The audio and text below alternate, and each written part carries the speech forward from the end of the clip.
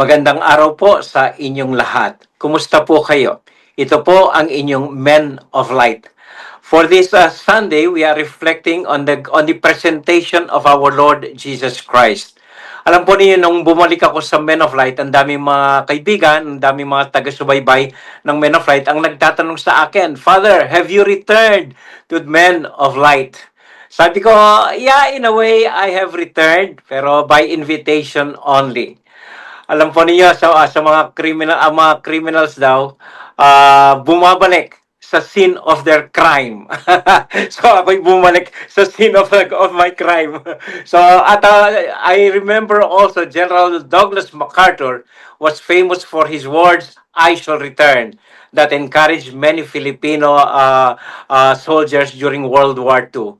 And salmons, the fish po, bumabalik kung saan sila isinilang para mag-spawn and then to die after completing their lifespan.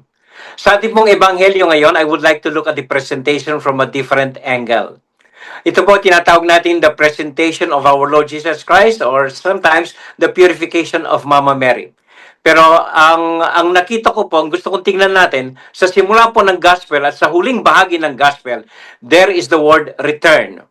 Mary and Joseph returned to the temple to offer Mary's purification. And then at the end of the gospel, Jesus with Mary and Joseph, the child Jesus, returned to Galilee with his parents. Tayo rin po kuminsan, ako personally kuminsan, kailangan kong bumalik kung saan tayo nagsimula, kailangan kong bumalik kung saan ako tinawag, kailangan kong bumalik kung saan ako nagising, kailangan kong bumalik kung saan ako nadapa. Kailangan balikan po ang mga bagay na ito upang masimulan uli, upang makakita ng pag-asa, upang makakita ng bagong pananaw, upang makita ang kahulugan ng buhay natin, upang makita ang direksyon ng buhay natin. Ito po ang pagninilay-nilay natin ngayong linggo. Samahan niyo po kami habang bumabalik ang Men of Light. Ang tawag po natin sa episode na ito, The Return.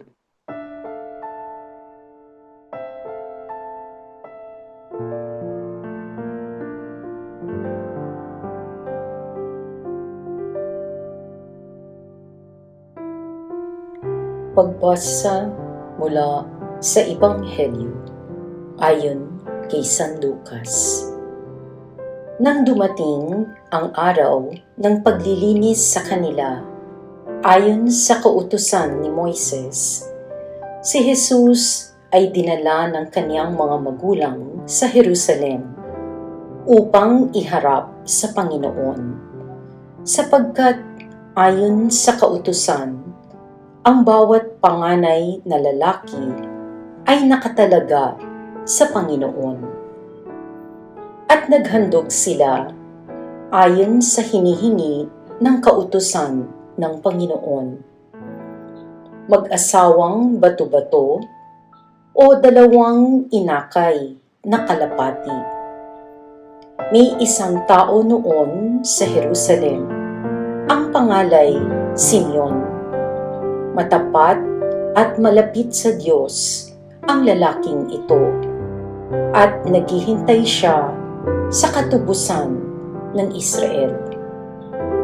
Sumasa kanya ang Espiritu Santo na nagpahayag sa kanya na hindi siya mamamatay hanggat hindi niya nakikita ang Mesiyas na ipinangako ng Panginoon.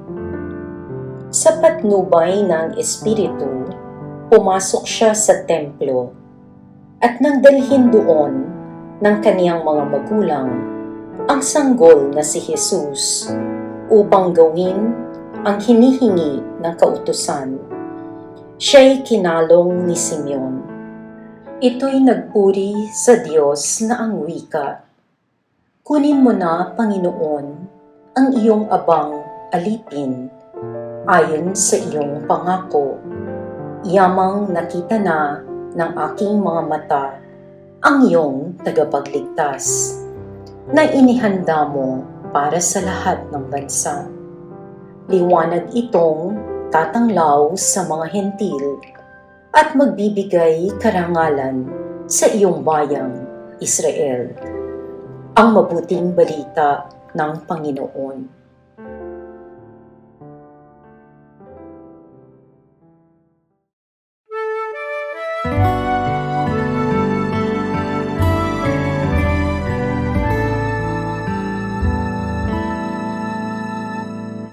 Magandang araw po ulit sa inyong lahat. Kumusta po kayo? Ito po pala si Among Rao ang nagbabalik sa Men of Light. Kasama ko po sa episode na ito, sina...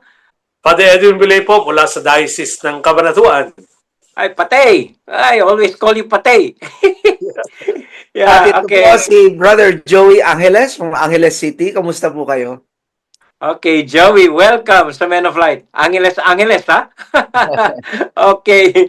So, ang pinag-uusapan po natin ang presentation of the Lord, which I would want to see as the return. Ang pagbabalik ni Maria at Jose sa templo, ang pagbabalik ni Jesus kasama ng magulang niya sa bayan kung saan siya lumaki. So, unang-una po ang pagbabalik ni Maria at Jose. Kailangan po sila sigurong bumalik sa templo. Kailangan silang bumalik sa templo. Hindi lang para sa purification of Mary, but also maybe to resolve some of those. Maybe the whole experience of Mary, it was so fast, ano?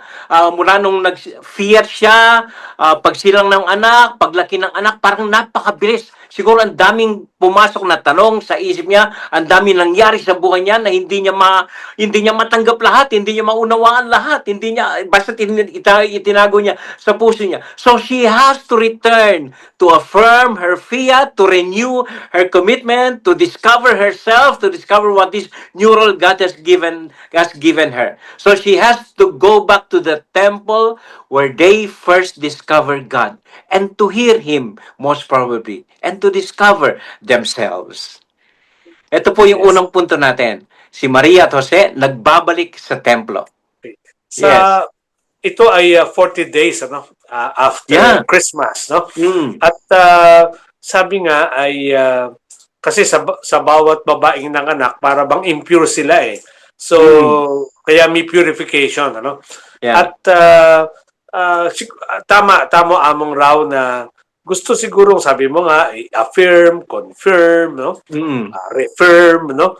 Itong mga pangyayaring ito at nais ng mag-asawa, lalo na ni Maria na Lord, yun yung presentation. Inihahandog ko muli yung sarili ko, yung oo ko, yung batang binigay mo sa akin. Kami ay we present ourselves to you again, no? After Yeah. 40 days. Yun yung parang kuha ko sa iyong punto. Yeah. And the best way to do that is go back to the place where you first said your yes. Yes. Yeah. Among Rao, if I may, Yeah. talking about returning to where you discovered your faith and purpose. Yeah. I recall during my college graduation, commencement Mhm. exercises, but that was several decades ago. I remember 20 years ago. I remember our university president, who happens to be a Jesuit priest, giving this Mhm. advice.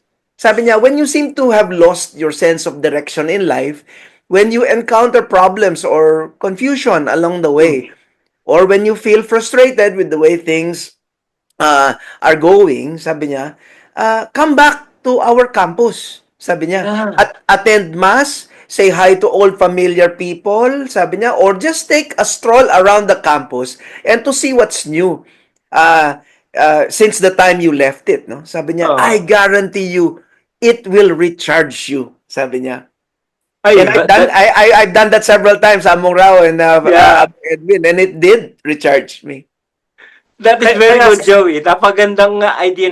In fact, I feel Mary most probably must feel lost already, must feel discouraged, must feel, sabi nga nila, mga babae, pagkatapos mga anak, they feel very low. They feel very, parang, May wala- postpartum yun. Postpartum. Yeah, oo, yeah. And, Maganda yung yung sabi mo nga, you go back. Kaya meron siguro mga renewal of vows, di ba? yeah, totoo. Kaya totoo yun eh. You renew, kung minsan dadalo pa ng marriage encounter para bang sasariwain yung mga sumpaan. At yung Yeah. mga pari, ganoon din. Meron din tayong renewal Anniversary. of vows. Anniversaries, no? Kasi nga parang sinasariwa mo ulit yung katotohanan ng pag-ibig ng Diyos sa inyong dalawa o sa inyong mag-asawa, no? At mula doon nagkakaroon ko ng lakas, no? Yeah, Ng bagong sigla para ituloy yung buhay. At itong presentation ni Mary, hindi bago ito. Hindi bago. She's not presenting something new. She is just renewing. Sabi mo, ano? Yeah, she has to rediscover that first commitment, that first fiat, she said. Among Rao, I also am reminded about volunteers ba, returning to service. Kasi many Oh, yeah. individuals who experience burnout in their careers, Yeah, oo. personal lives, find renewal when they return to volunteer work, Mm, serving in ministries or outreach mm, programs, mm, where they mm, first encountered their sense of purpose, di ba?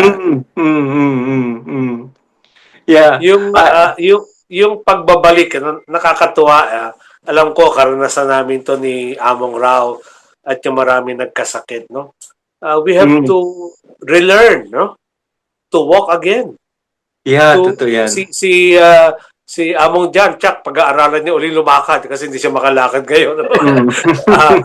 To walk again, to eat again, to Yeah.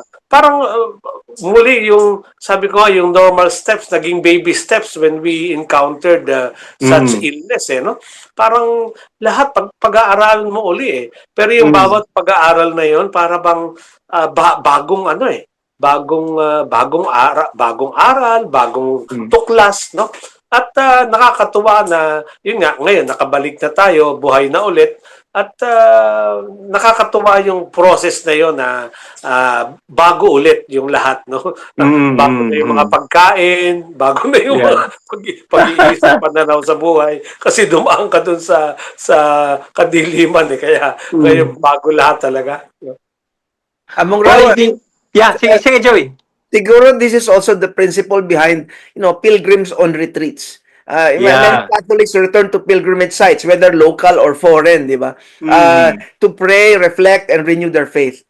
These sacred places often help believers to reconnect with their sense of purpose and Yeah. find strength amidst, life's challenges, di Yeah, ba? oo. So, ito yung pagbabalik natin, sabi nga ni Father Edwin kanina, nagkakaroon tayo ng panibagong pananaw. Sabi nga nila, a journey is not to see new things, but to look at things in a new way. To look at Yes. ordinary things in a new way. Natatandaan ko, minsan nagbiyahe ako, no? Sa tingin ko sa parokya ko, napakadilim. Parang ang dilim-dilim ng parokya ko. Tapos nagbiyahe ako sa Mindanao, nakakita ang ibang parokya doon. Pagbalik ko sa parokya, maliwanag naman parang parokya ko. Mga ganun. Yeah. Bagong pananaw. It would open us to new horizons and new outlooks in life. Ang pagbabalik. Yung, Now, if I may, sige. somebody sent me this. It's a picture quote, but it says author unknown, but the message is very nice. Sometimes you have to return to where you came from Yeah. to realize who you have become. Yeah, totoo yan. Galing, Totoo no? yan. Oo, yeah. And to rediscover what God plans for you really. Kung ano talagang Yes. plano ng Diyos para sa iyo. To discover your real self. Kung minsan, kung saan tayo napupunta, nawawala na tayo eh. So, kailangan bumalik para ma-rediscover. Yeah. Para makilala uli ang tunay na sarili natin. Tama. Oo. Yeah. Yes, Father Edwin, you are saying something. Yung palagi ko yun din yung yung last na siguro ito kasi mahaba na yung time. Yung Okay. nung nangyari yung pandemic, parang ibinalik tayo no? Doon Yeah. sa Totoo. grabe yun. At mamaya iano ko rin yung mga realizations ng pandemic sa atin na kung paano tayo ibinalik, kung sino tayo, ano ba talaga tayo. Yeah, totoo At yan. ika nga marami tayong natuklasan doon ng mga bagay na sabi mo nga, naging komplikado na Pwede naman pala maging simple lang, no? Dahil nabuhay tayo simple nung pandemic. So, magandang revisit natin yung pagkakataon na yun ng buhay. Okay. So maraming salamat sa inyong dalawa at maraming salamat po sa sinamahan nyo kami sa pagbabalik. Kasi maaaring lahat tayo ngayon bumabalik sa ating mga past, sa ating mga memories, sa ating mga relationships, sa ating mga commitments. At sana po huwag tayong matakot pag bumalik tayo sa mga ito. At babalik po ang Men of Light.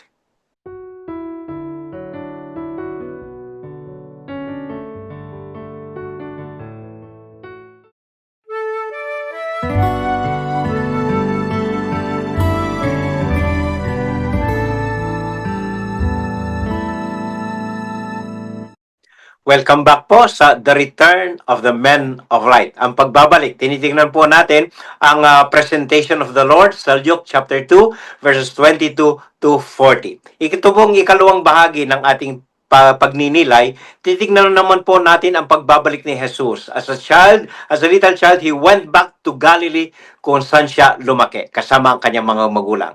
Jesus also has to go back to his place of origin, maybe to rediscover himself, to renew his commitment, to renew his dream for a new earth, a new heaven, to renew his zeal for the Father. Ito po ang titingnan natin ngayon. Kanina, naputol tayo doon sa pandemya na nagbalik sa atin kung Yeah. kung sino talaga tayo at ano ba yung nangyayari sa atin. Meron ako nabasa na parang letter at ang nagpadala ng letter na ito ay yung coronavirus. Ano sabi ko? Medyo ano to Medyo sabi niya Di ba Chinese yan? Ba nakatulog sa Chinese? Ikaw talaga. Sabi niya, I was not, I came not to punish you but to awaken you. No? Sabi niya kasi, ang dami ng massive flooding, hindi ka nakinig. Ang dami ng burning fires, hindi ka nakinig. Ang dami ng terrifying storms, typhoons, hindi ka nakinig. Non-stop wars, no? Non-stop greed. But you did not listen. Now I came to awaken you, not to punish you, no? Kasi parang yun nga nagiging masyado ka ng komplikado, masyado ka ng aligaga, parang wala ka sa focus. Yeah, daming gawain noon. Daming gawain. Hindi mo na malaman kung ano. So, parang na-focus na kayo. Yeah. Oo, ikinulong tayo, no? O, di na yan. Parang, ayan, asikasuhin mo yung pamilya mo, maging simple ka lang, huwag kang malikot, gano'n. Yun yung parang bumalik tayo sa kung sino tayo tsaka kung anong simpleng buhay lang meron tayo na pwede pala. Akala natin hindi Yeah, totoo yan. Yeah. Abang Rao, Yes, Brother Joey. I am reminded of Pope Saint John Paul II. No? Yeah. I read that throughout his life, Saint John Paul II returned to his hometown in Widowice, Poland, especially during the critical moments of his papacy. These visits helped him to reconnect with his origins, reminding him of his humble beginnings and strengthening his resolve to lead the church during those challenging times. I think it's the same Pope John Paul II who said to us priests, pag nalalamig na kayo, pag parang nawawala ang bukasyon, pag parang naliligaw na kayo, bumalik kayo sa Panginoon. Hanapin siya, nandun lang siya. Hindi siya umalis, hindi siya nawawala. Just return to God, go back to Him, and you will find Him there. Parang yung awit na come back to me, come back to me, we don't know God. Totoo namang din kasi yun kasi sabi ko nga kung minsan kung saan natin siya hinahanap, kung saan tayo pupunta. At pero nasa atin siya Ewan ko ba kung ano ba ang diferensya natin at we always look for happiness, for fulfillment, sa ibang bagay, sa ibang lugar. At ang Diyos naman hindi naman umaalis, nandyan lang. Tayo talaga umaalis Tayo Totoo yan. Sabi nga ni Pope John Paul II, you never lost your vocation, it was there. Most probably, ang nawala ang prayer life ninyo. Most probably, ganon, But God is always there. We will find Him there. I remember the story of a couple na nag-away yung mag-asawa. And then this guy tried to sue his nanligaw ulit sa asawa niya, sumulat ng poems, pinadala ng chocolate, binibili ng rosas, pero hindi pa rin siya kinakausap ng babae. Kahit anong gawin niya, hindi pa rin siya kinakausap ng babae. So nagpunta siya sa kumpare niya, pare, ano bang gagawin ko? Hindi pa rin kinakausap ni Mrs. Sabi niya, ano bang ginawa mo? Ginawa ko na lahat, binili ko ng pansit, binili ko ng chocolate, pinadala ko ng rosas, sinulatan ko na, ganyan. And then sabi ng friend niya, well, just do them all over again. Nice, very nice. Do them all over again. Yeah. Among Rao, this second segment is about returning to your origins, no? Yeah, Brother Joey. When you say origins, it doesn't necessarily mean a particular place. Returning to our origins may be also spiritual. Parang Yeah. going back into our interior. I Totoo yan. remember si Bo Sanchez, the prominent lay Catholic preacher, uh, Mm. he often shares how he returned to his faith after years of struggle and doubt. Mhm. Uh, his renewal came through silence, prayer, and Mm. reconnecting with his mission to serve God and Yeah. inspire others. Kaya nga, as we speak, my daughter just entered a 3-day silent retreat at the Senecal Retreat House. Mhm. Wow. I was happy when she told me of her decision to do this. And I Mhm. told her to be ready to be surprised at what Yeah. they speak to her in silence. Kasi sabi ko, because silence is the language of God. Di ba? Yung be still Yeah. and know Totoo that yan. I am No, God. yeah. That's very true. That's very true. Yeah. That's nice. Pwede rin yung origins ay yung original call, no? Mm. Original call. Ah, Yeah. kaming mga pari kasi kuminsan, sabi nga ni Father Ben Bilyote, natatandaan mo siya, Yeah, Among of Rao? course, of Sabi course. niya, kuminsan nagiging hyphenated priest na kami. Priest builder, priest decorator, Yeah. priest ano pa ba? Singer, Priest dancer. singer o dancer, no? Pero ano ba yung original, no? Ano ba yung original call, no? Kasi Yeah. kuminsan mawawala ka na dun eh. Mawawala ka dun sa mga ikangay. Pwede rin naman na ikaw yon. Pero bakit ka ba inordain, ano? Ba't ka ba nag-asawa? Ba't ka ba? Yun ang original eh. At Mm. palagay ko, pagka bumalik ka dun sa original, hindi ka mawawala eh. Kasi yun ang una mong inoohan eh. Itong Mm. mga itong mga dagdag eh, sabi nga, Yeah. accidentals yun eh. Pero Mm. yung essential, dapat laging malino yun at hindi mo iniiwan. Mm. Totoo yan. Yun ang palagay ko, kaya na nalilito, nawawala Mm. yung mga tao kasi nga nawawala dun sa original call. Mm.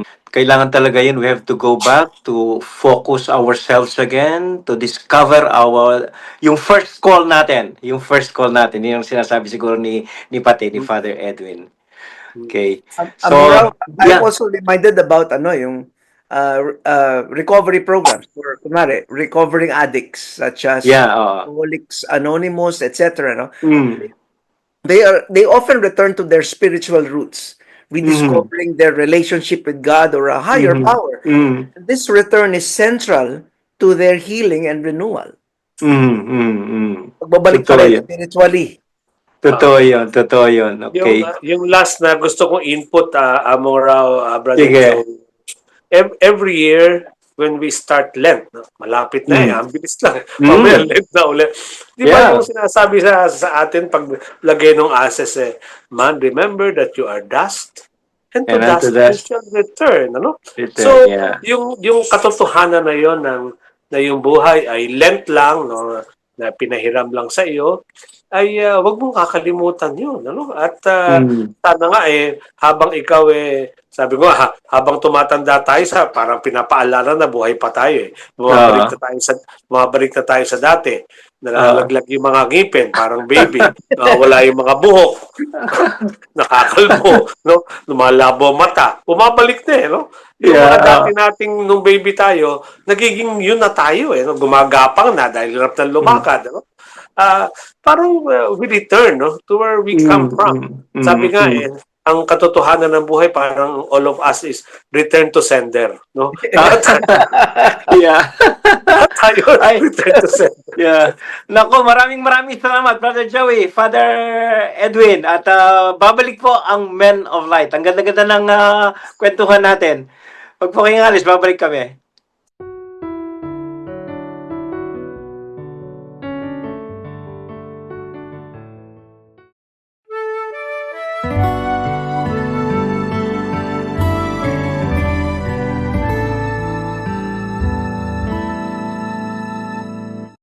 Magandang araw po uli sa inyong lahat. Maraming salamat po at sinamahan nyo kami sa aming pagbabalik sa mga nakaraan, sa mga unang karanasan, sa tawag ng Panginoon sa buhay natin.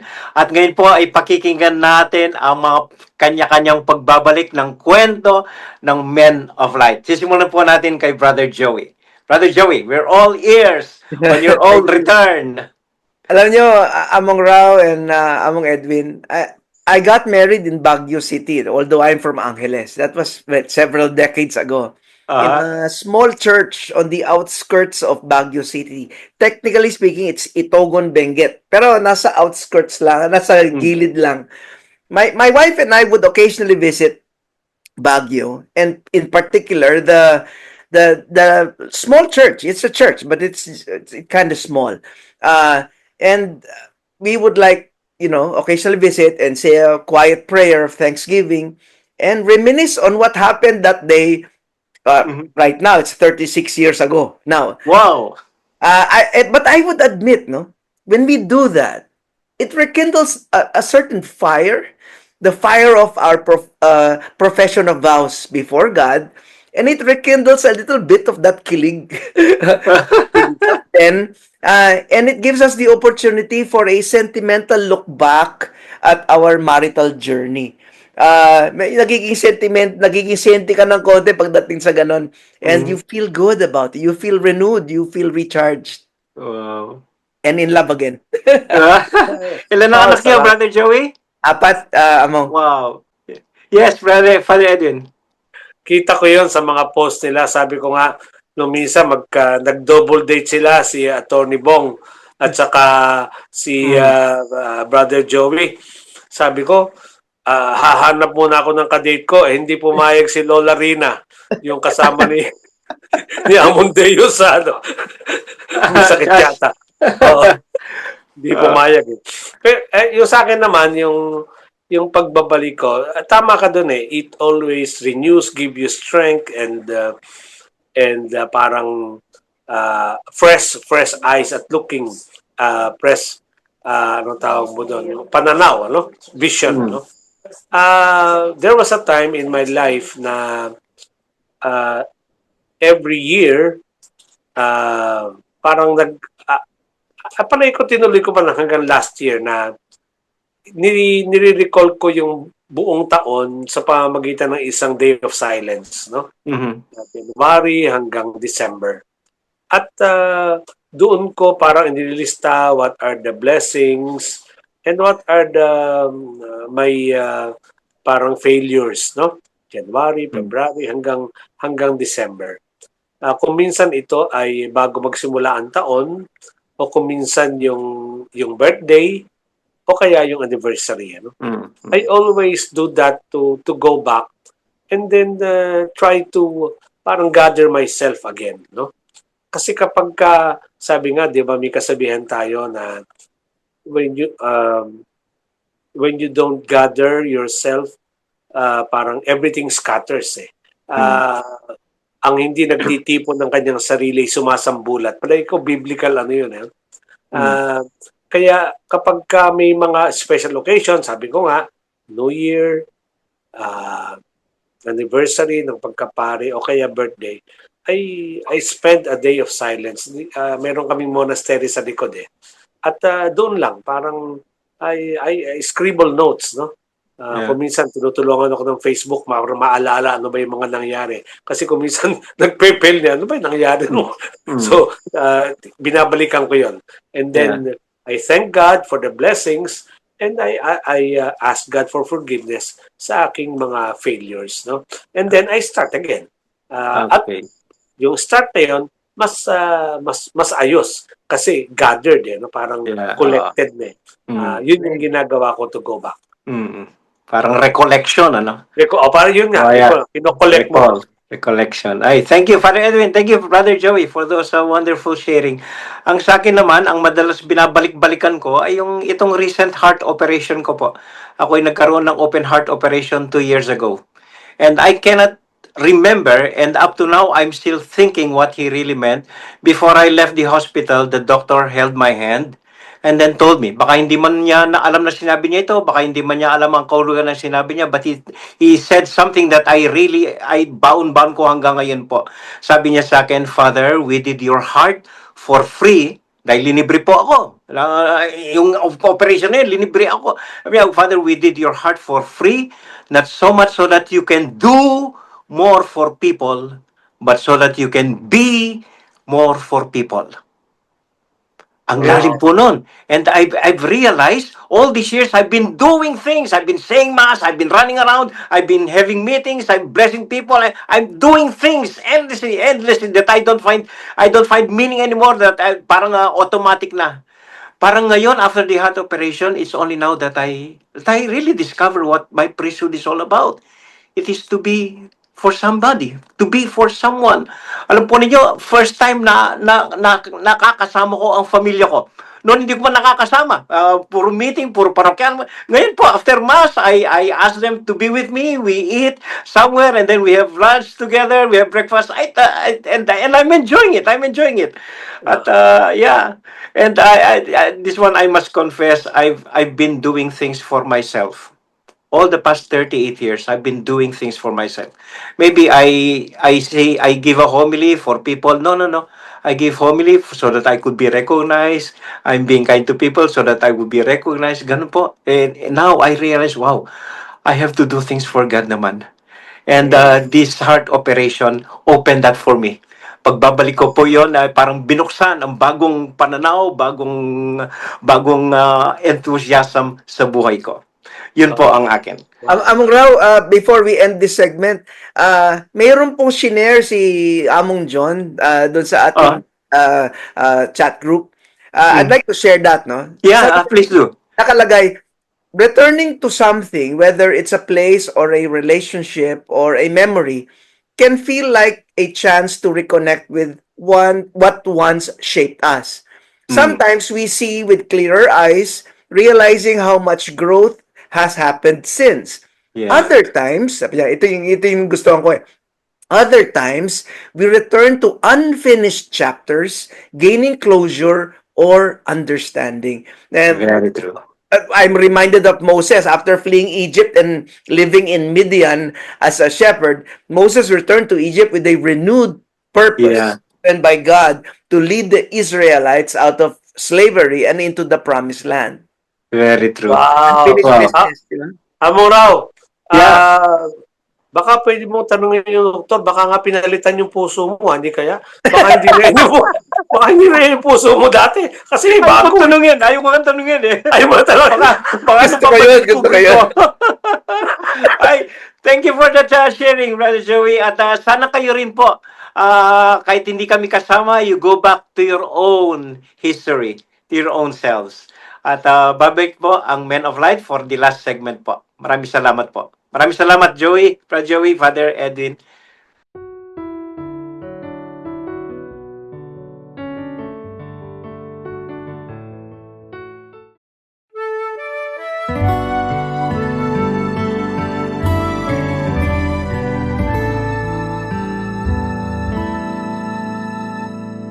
Maraming salamat po at sinamahan nyo kami sa aming pagbabalik. The return. Ito po ang ating reflection for the purification or presentation of the Lord Jesus. Ngayon po, babalikan namin ang mga magagandang comments ninyo na babasahin ni Father Edwin sa atin. Salamat sa ating Men of Light family sa Facebook. Ganon din sa YouTube. At salamat kina Fernie Backing, Edgar Yap, Lou Cristobal, Tomaner, Bong Roque, Dora Lopez, Seni Alberto, Sian Flores, George Magtibay, Belina Katigbak, Michael Sapenco, Elizabeth Coraming, Alan Santos, at Angelina Van de Ven. No? Nais ko lang i-highlight itong comment ni Joy Bequilla. Thank you, Men of Light. Your sharings and reflections had been my weekly GPS, though I can only watch it after 13 hours due to time difference. For the past years, this program has renewed my spirituality. It has anchored me back to the God who has called me to be His message to my students and co-teachers in a place where you can't openly mention His name. Thank you for the light of Jesus that you openly share. May all of you in Men of Light continue to bring His good news and be empowered evermore to be good news yourselves. God bless. Salamat, Joy. Wow. Salamat po. Maraming salamat po. Ngayon din, na-assign ako sa mga birthday celebrators. Happy birthday sa ating mga kasama sa diocese sa Pampanga Clergy. February 5, Father Alvin Manalang at Father J. Car Silva. February 6, Father Romer Tubo. February 7, Father Rapison Mutok. February 8, Father Rafael Zedek Paras. At ganoon din para sa ating mall volunteers, happy birthday, February 2, Mariel Quiason and Judge Jovis Dad. At February 9, Alice Espino. Happy birthday po sa inyo. Thank you, Father Edwin. Thank you. At maraming salamat po at sinamahan nyo kami ngayong episode ng Men of Light. Kung babalikan po natin, dami nating binalikan, hindi tayo pwedeng just move forward. Hindi pwedeng onward lang po. Once in a while, we have to stop, we have to pause, and then go back to where we started, go back to where the Lord has called us, to rediscover ourselves and to rediscover our mission in life. Hindi po kung ano ang mission natin, kundi kung ano ang panawagan at plano ng Diyos para sa atin. That is what we need to rediscover in our coming back. At maraming salamat po. At ngayon ay sasamahan po tayo ni Brother Joey at pangunahan tayo sa isang dasal. Let us place ourselves in a disposition of prayer. In the name of the Father, and of the Son, and of the Holy Spirit. Amen. Amen. A prayer of returning. Heavenly Father, I come to you now with a heart longing to return to where it all began. The moment I first encountered your love and heard your call. Just as Mary and Joseph returned to the temple to offer their lives in faith, I bring to you all my doubts, fears, and burdens. Purify my heart, O Lord, and cleanse me of anything that keeps me from seeing your will clearly. Jesus, you returned to Nazareth with your parents, embracing the quiet simplicity of home and the discipline of growth. Teach me to return to the roots of my calling, where my faith was pure, my hope was strong, and my yes to you was full and unhesitating. Help me rediscover the joy of serving you, the fire of my first love for you, and the peace that comes from walking in your light. Heavenly Father, you are the source of all life and love. When I feel lost, tired, or uncertain, draw me back to you, please. Let me rest in your presence and renew my purpose in the silence of your heart. Remind me that in returning to you, I find not only strength, but vision and hope to move forward in faith. Lord Jesus, you showed us how to embrace humility and trust in every step of your journey. By your example, help me surrender fully to the Father's will, knowing that in returning to Him, I will be made new. Lead me back to your love, your peace, and the mission you have entrusted to me. I offer you my life once more, O Lord. Restore and renew me so that I may serve you faithfully, with a heart purified and a purpose made clear. In your holy name I pray. Amen. Amen. At sumainyo ang Panginoon At sumainyo rin. at pagpalain kayo sampu ng inyong mga mahal sa buhay na makapangyarihang Diyos, Ama, Anak, at Espiritu Santo. Amen. Amen. Amen. Maraming salamat, Brother Joey, for that beautiful prayer. Very touching prayer. And Father Edwin, thank you very much for the recall and stories you shared with us this episode. At maraming salamat po sa inyong lahat. At ito po ang simpleng assignment natin. Buksan po ninyo ang mga lumang litrato nyo, lumang albums ninyo, and then with your loved ones, just look at them and see what memories are triggered in your hearts. Yun lang po. At maraming salamat po sa inyong lahat. Ito po si Among Rao na bumabati sa inyo po lahat. Maraming salamat. At Father Edwin Bilay po, mula sa Diocese ng Cabanatuan, simba po tayo. Joey Angeles po from Angeles City. Shine the light of Jesus.